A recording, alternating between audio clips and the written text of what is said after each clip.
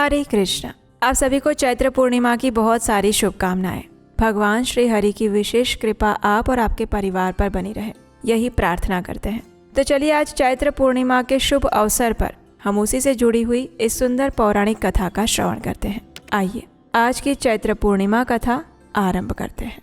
श्री व्यासदेव कहते हैं, जिनका स्वरूप सच्चिदानंद घन है, जो अपनी सुंदरता और माधुर्यता से सबके मन को अपनी ओर आकर्षित करते हैं, शाश्वत सुख की वर्षा करते हैं, जिनकी शक्ति से इस संसार की उत्पत्ति, स्थिति और विनाश होता है, वे भगवान श्री कृष्ण के भक्ति रस का आस्वादन करने के लिए हम उन्हें निरंतर प्रणाम करते हैं। एक समय श्री सूत गोस्वामी स्वस्थ मन से नैमिषारण्य में अपने आसन पर विराजमान थे। उस समय शौनक आदि ऋषियों ने, जो कि भगवान की लीला और कथा के रस में अत्यंत कुशल थे, ऐसे सूत गोस्वामी को प्रणाम किया और उनसे पूछा।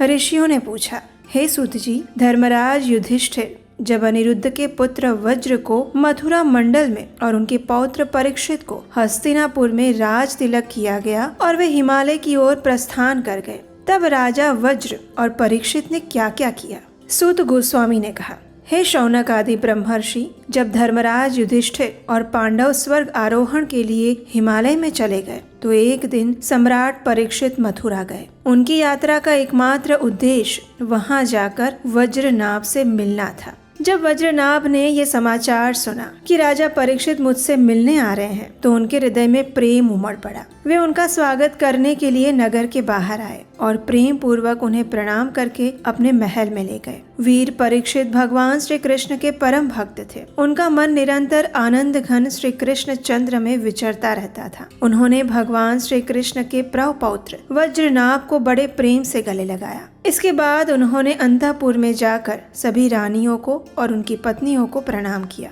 कुछ समय के लिए विश्राम करने के बाद उन्होंने वज्रनाभ से कहा, हे वज्रनाभ, आपके पिता और दादा ने मेरे पिता और दादा को बड़े बड़े संकटों से बचाया है। उन्होंने मेरी भी रक्षा की है। ये सुनकर वज्रनाभ ने कहा, हे महाराज, आप जो कह रहे हैं वे सत्य हैं। आपके पिता ने भी मुझे धनुर्वेद की शिक्षा देकर मुझकर बहुत बड़ा उपकार किया है। उनकी कृपा से ही मैं क्षत्रियों के लिए आवश्यक ऐसी शूरवीरता से अच्छी तरह संपन्न होकर इस राज्य का उपभोग कर रहा हूँ। लेकिन मुझे मात्र एक बात की चिंता है, आप उस विषय में कुछ कहें। और वो चिंता ये है कि यद्यपि मैं मथुरा मंडल के सिंहासन पर अभिषिक्त हो चुका हूँ, फिर भी मैं यहाँ एक निर्जन वन में रहता हूँ। मुझे नहीं मालूम कि लोग कहाँ गए, क्योंकि राज्य की खुशहाली तभी है जब प्रजा है। जब वज्रनाभ ने ये बात परीक्षित महाराज को बताई तो उन्होंने वज्रनाभ का संदेह दूर करने के लिए महर्षि शांडिल्य को बुलाया। यही महर्षि शांडिल्य पहले नंद आदि गोप जनों के पुरोहित थे। परीक्षित राजा का संदेश प्राप्त करके महर्षि शांडिल्य अपनी कुटिया छोड़कर तुरंत वहां आ गए। वज्रनाभ ने उनका विधि पूर्वक स्वागत किया और एक ऊंचे आसन पर बिठाकर उन्हें अपने मन की चिंता बताई। तब ऋषि शांडिल्य ने कहा, हे प्रिय परीक्षित और वज्रनाभ, मैं आपको व्रज भूमि का रहस्य बताता हूँ। आप ध्यान से सुनिए। व्रज शब्द का अर्थ है व्याप्त होना। वृद्ध वचन के अनुसार व्यापक होने के कारण इस भूमि को व्रज कहा जाता है। सत्व, रज, तम, इन 3 गुणों से परे जो परब्रह्म हैं, वे सर्वव्यापी हैं, इसलिए इसे व्रज कहा जाता है। वे अनादि, नित्य और अविनाशी हैं। इस परब्रह्म स्वरूप व्रज धाम में नंद नंदन भगवान श्री कृष्ण का निवास है। उनका प्रत्येक अंग सच्चिदानंद स्वरूप है। व्रज में भगवान श्री कृष्ण की अनेक प्रिय वस्तुएं हैं, जैसे कि गायें, ग्वाल, गोपियां और उनके साथ लीला विहार इत्यादि। इसलिए श्री कृष्ण को आप्त काम कहा जाता है। भगवान श्री कृष्ण इस रहस्य हरित प्रकृति से परे हैं। जैसे जैसे वे प्रकृति के साथ खेलते हैं, दूसरों को भी उनकी लीला का अनुभव होता है। प्रकृति के साथ होने वाली लीला से ही रजोगुण, सत्वगुण और तमोगुण के माध्यम से सृजन, स्थिति और प्रलय की प्रतीति होती है। इस प्रकार ये निश्चित है कि भगवान की लीला 2 प्रकार की है, एक वास्तविक और दूसरी व्यावहारिक। वास्तविक लीला स्वयं वेद है, यानी कि इसे केवल स्वयं भगवान और उनके समर्पित शुद्ध भक्त ही जानते हैं। जीव के सामने जो लीलाएं होती हैं वे व्यावहारिक लीलाएं हैं। वास्तविक लीला के बिना व्यावहारिक लीला नहीं हो सकती, लेकिन व्यावहारिक लीला कभी भी वास्तविक लीला के क्षेत्र में प्रवेश नहीं कर सकती। आप दोनों ही भगवान की जो लीला देख रहे हैं वे व्यावहारिक लीला है। ये धरती और स्वर्ग इसी लीला के अंतर्गत है। इसी पृथ्वी पर यह मथुरा मंडल है। यहीं पर यह व्रज भूमि है जिसमें भगवान की वास्तविक रहस्य लीला गुप्त रूप से घटित हो रही है।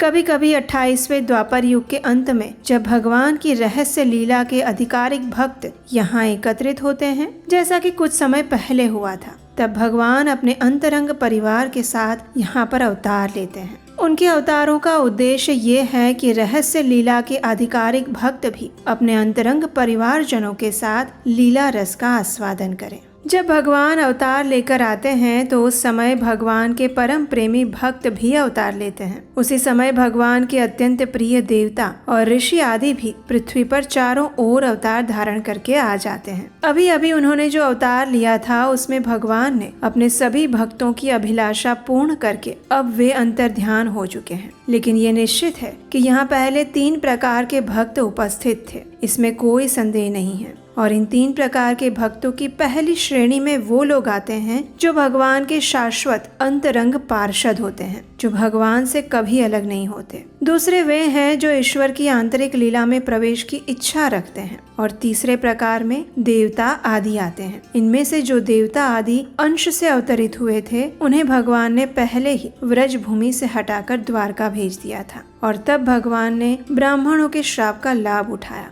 और यदुकुल में अवतरित देवताओं को स्वर्ग भेज दिया और उन्हें फिर से अपने अधिकार पर स्थापित कर दिया। जो लोग एकमात्र भगवान को प्राप्त करना चाहते थे उन्हें प्रेम आनंद स्वरूप बनाकर भगवान श्री कृष्ण ने सदा के लिए अपने पार्षदों में शामिल कर लिया। जो नित्य पार्षद हैं वे यद्यपि यहाँ गुप्त रूप से होने वाली नित्य लीला में सदैव उपस्थित रहते हैं, लेकिन उन मनुष्यों के लिए वे लुप्त हो गए हैं जो उन्हें देखने के लिए अधिकृत नहीं है। जो लोग व्यावहारिक लीला में स्थित हैं वे शाश्वत लीला को देखने के अधिकारी नहीं हैं। इसीलिए यहाँ आने वाले सभी लोगों को चारों ओर निर्जन वन सूना दिखाई देता है। संपूर्ण रास्ते एक सुमसाम जंगल जैसे लगते हैं क्योंकि वे वास्तविक लीला में स्थित भक्त जनों को नहीं देख पाते। इसलिए हे वज्रनाभ, आपको चिंता करने की कोई आवश्यकता नहीं है। मेरी आज्ञा से आप यहाँ बहुत सारे गांव बसाइए और ऐसा करने से आपकी मनोकामना अवश्य पूर्ण होगी। जहाँ भगवान श्री कृष्ण ने लीला की है उसी अनुसार उस स्थान का नाम रखकर आप अनेक गांव बसाइए और इस प्रकार दिव्य व्रज भूमि की भली प्रकार से सेवा करिए।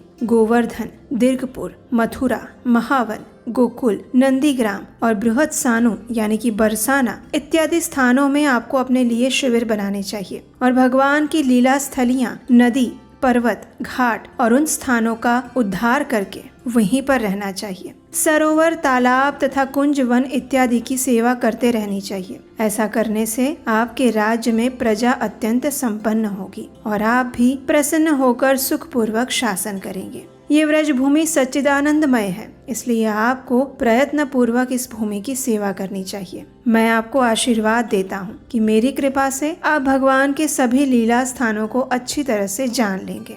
हे वज्रनाभ, इस व्रज भूमि की सेवा करते करते आप एक दिन उद्धव जी के दर्शन करेंगे और तब आप अपनी माताओं समेत उनसे इस भूमि और परमेश्वर की लीला का रहस्य जानेंगे। इस प्रकार मुनिवर शांडिल्य जी ने दोनों को आश्वस्त किया और भगवान श्री कृष्ण का स्मरण करते हुए अपने आश्रम की ओर चल पड़े और उनकी बातों को सुनकर परीक्षित महाराज और वज्रनाभ दोनों ही अत्यंत प्रसन्न और संतुष्ट हुए। तो ये थी आज की पूर्णिमा की विशेष कथा। ये कथा आपको कैसी लगी ये हमें नीचे कमेंट बॉक्स में जरूर बताइएगा। अगर आप नित्य प्रतिदिन ऐसी ही कथाएं सुनना चाहते हैं और वैदिक प्रचार के इस कार्य में हमारी सहायता करना चाहते हैं तो स्क्रीन पर दिए गए नंबर पर अपना आर्थिक योगदान भेज सकते हैं। अगर ये कथा अच्छी लगी है तो इसे लाइक, शेयर और सब्सक्राइब जरूर कीजिएगा और हम आपसे मिलेंगे बहुत जल्द एक ऐसी ही और पौराणिक कथा के साथ जो कि वेदों से ली गई प्रमाणभूत कथाएं होंगी। हरे कृष्णा।